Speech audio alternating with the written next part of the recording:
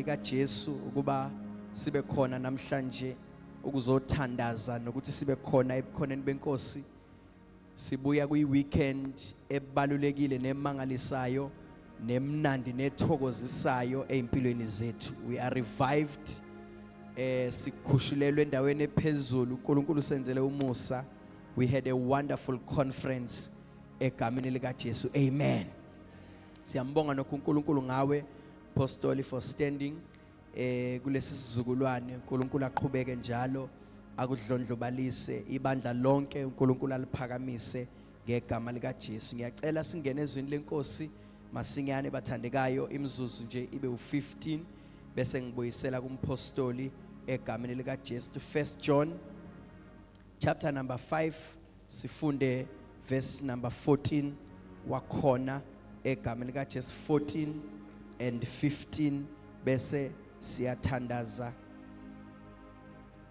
egameni lika Jesu. 1 John, uJohn kwabancane sahluko sika 5 sifunde uverse number 14 sifunde uverse number 15. Jesus. Yilesi sibindi esinaso kuye sokuthi uma sicela utho ngokwentando yakhe uyasizwa. Uma ke sazi ukuthi uyasizwa noma sicelani, siyazi ukuthi sinakho esikucelileyo esikucele kuye. Uyinkosi yezulu uphakeme kakhulu, ngizolibonga Nkosi yami elakho igama.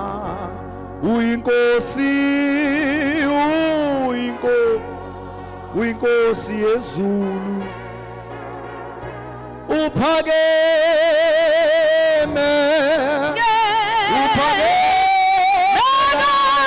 kakhulu, solibonga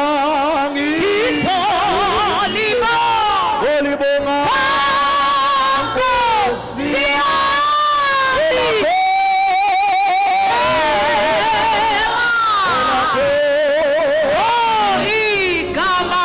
Jesu inkosi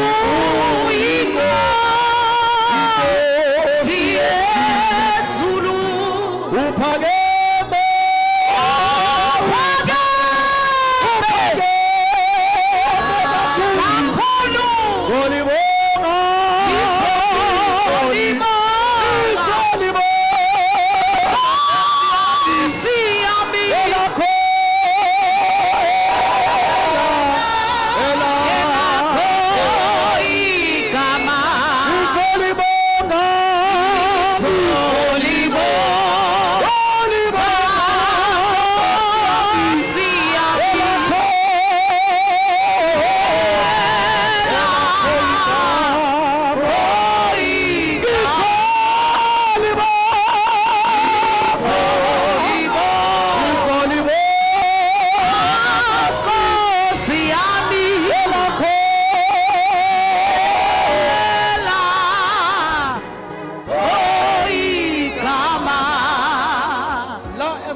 khona bathandekayo.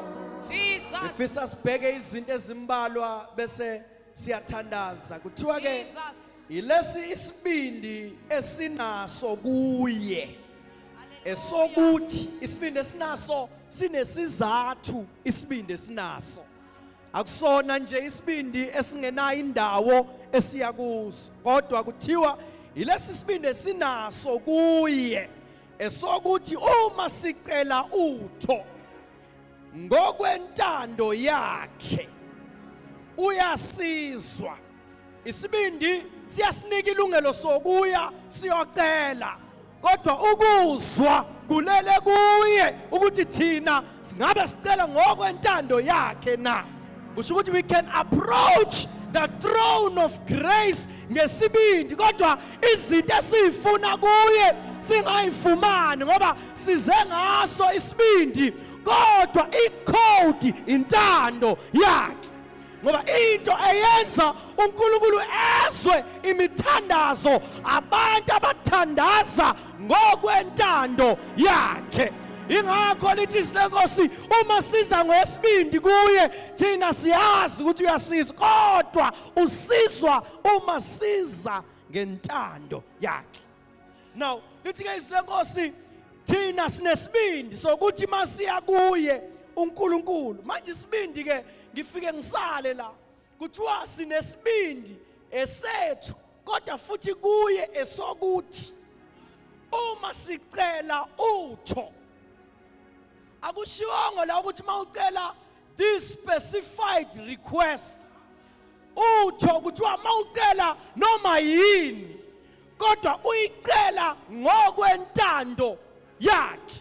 Kusho ukuthi eyakho intando eyokuletha izicelo kodwa eyakhe intando uyabuka ukuthi this prayer, does this prayer qualifies to be answered? Ngoba a qualifying prayer must be aligned with the will of the Father. Kukhona abantu abathandazayo bathi angiphendulwa, aka uyochecka ukuthi ngabe are you in line with the will of the Father? Ngoba akayena uNkulunkulu ukuba angavele aphendule noma yimiphi imthandazo, kodwa ukuze ubuNkulunkulu bakhe buvele ngoba uphila entandweni yakhe yena, ukuze abantu baphendulwe abasondele bangene entandweni kaNkulunkulu. Nikhona abazalwane, uthi ke uma sicela noma yini ngokwentando yakhe siyazi ukuthi uyasizwa.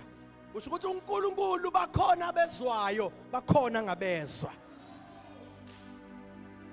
Nini hamba nami bazalwane, bakhona abezwayo uma bethandaza. Ingakho Isaiah chapter number 59 athi isandla sikaJehova asifinyezwanga sona ukuba singasindisa, nendlebe yakhe ayinzimanga ukuba ingezwa, kodwa ububi obenza abantu bathi bayacela bangatholi. Kusho ukuthi intando kaNkulunkulu ukuze sithole esicelayo ukusuka ebubini. Some people, they go to prayer begcwele amabibi enhlizweni, bese kuba sengathi uNkulunkulu uyayikhetha imthandazo, akawubuyele ekhaya uyohlanza inhliziyo. Ubani ongakhuphukela entabeni kaSimakade engcwe kuthiwa yilo nenhliziyo ehlanzekileyo. Kusho ukuthi noma ungafika entabeni mayinhliziyo ingahlanzekanga uyobuya mbatha. La emthandazweni kungena abantu abamhlophe enhlizweni. Ithi ingoma yakithi gospel, ngenze Nkosi ngibe ngcwele kube mhlophe enhlizweni, so that when I enter ngikwazi ukuzwakala. Ola makhathala sai. Manje ngifuna ukuthi abantu mabasondele ekuthandazeni, kodwa basondele nasentandweni, basondele nasekubeni mhlophe. Angayiphendula kanjani imthandazo kaNkulunkulu? Angayiphendula kanjani imthandazo yomuntu ogcwele amabibi ongcolile? Angayiphendula kanjani imthandazo yomuntu osathandaza kodwa ebe enyonkoloza?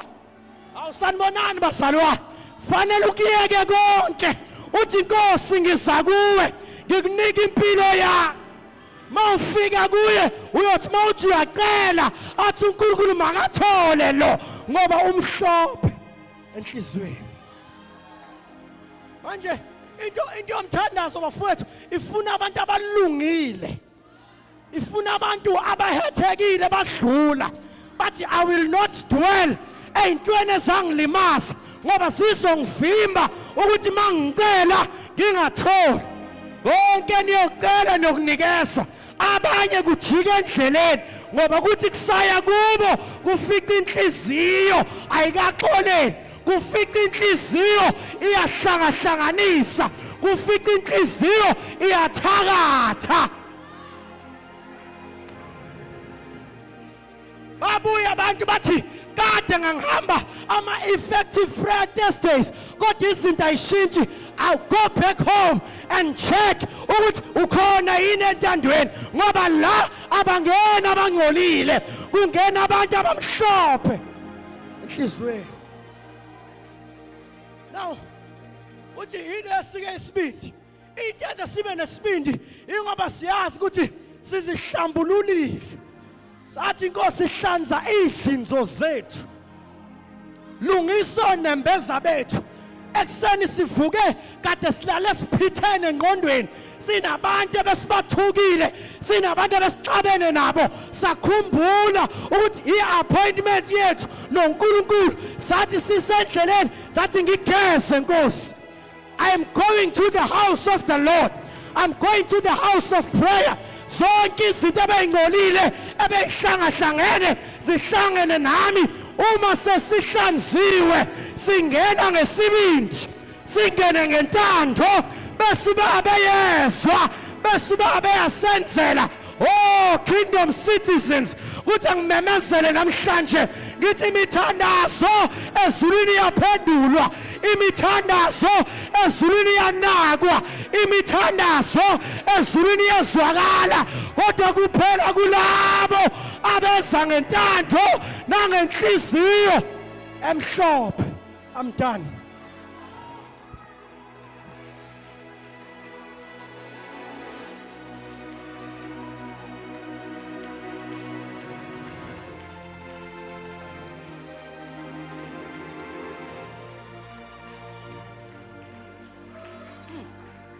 Ngenzenko singibe ngcwele kube mhlophe enhlizwe ngenzenko singibe kube mhlophe kube enhlizwe Shala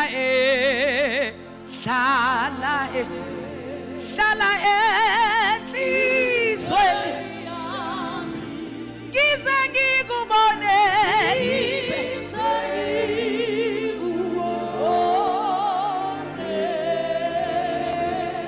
Shala enhlizweni yami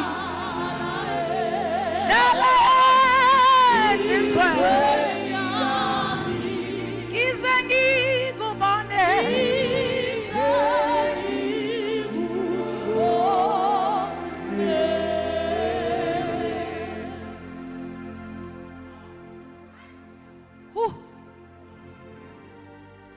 This is a call for repentance.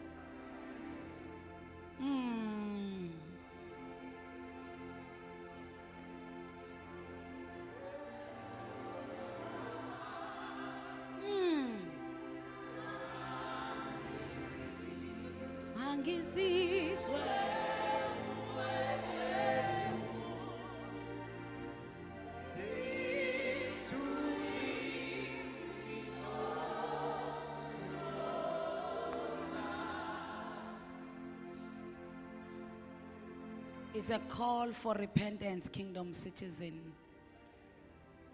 It's a call for repentance for all of us. You have come to prayer. Zihlanzekile yini izandla zakho? Imhlophe yini inhliziyo yakho? Makizwise. Sekuwe Jesu. Zisuli.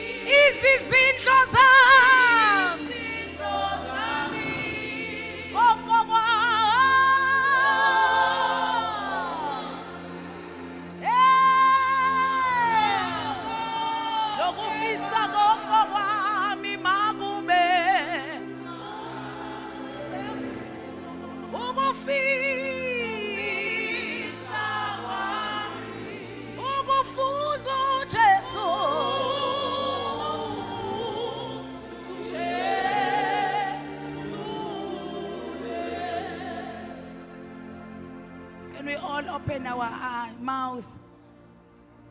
Open your mouth, open your mouth. It's a call to repentance.